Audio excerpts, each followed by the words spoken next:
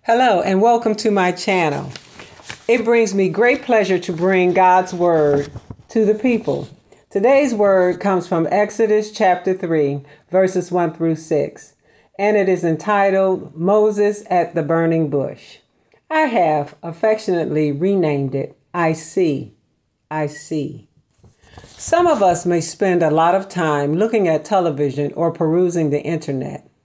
There's something on TV or on the internet that has captured our attention. We look at our favorite programs, keep up with the latest hip-hop gossip through our electronic portal of choice. We're looking at the image or looking at the person speaking to hear what they have to say. We may process what we hear and look at what we see for a few moments. The next thing you know, we are clicking the remote or clicking the mouse to see what else is there. Maybe we're interested in recent events that are happening around the world, or maybe we are just passing time to fend off boredom. Whatever the reason, we're captivated, at least for the moment, by what we see. As we read the text in Exodus chapter 3, verses 1 through 6, we learn that Moses is at Mount Horeb, or the mountain of God. He is captivated by an angel of the Lord that appeared to him in a flame of fire from a bush. The bush is blazing, but it is not burned up. We can assume that Moses is trying to process what he is looking at because he wants to take a closer look at the bush to see why it's not burned up.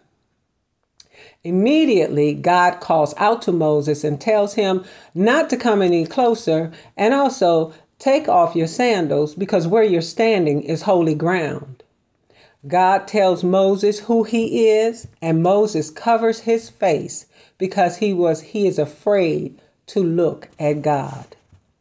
So what does all of this mean for us? Well, I'm so very glad you asked. It could mean that when God answers our prayers, we don't see the answer, just like Moses didn't recognize God.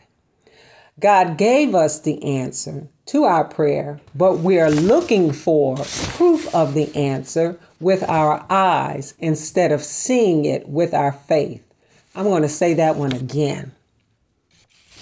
God gave us the answer to our prayer, but we are looking for proof of the answer with our eyes instead of seeing it with our faith. We've forgotten that God moves in the supernatural, and he asks us to move with him by faith. If God moved in the natural, we probably would not be able to handle it. Because remember, eyes have not seen and ears have not heard. Well, that's all I have for you today.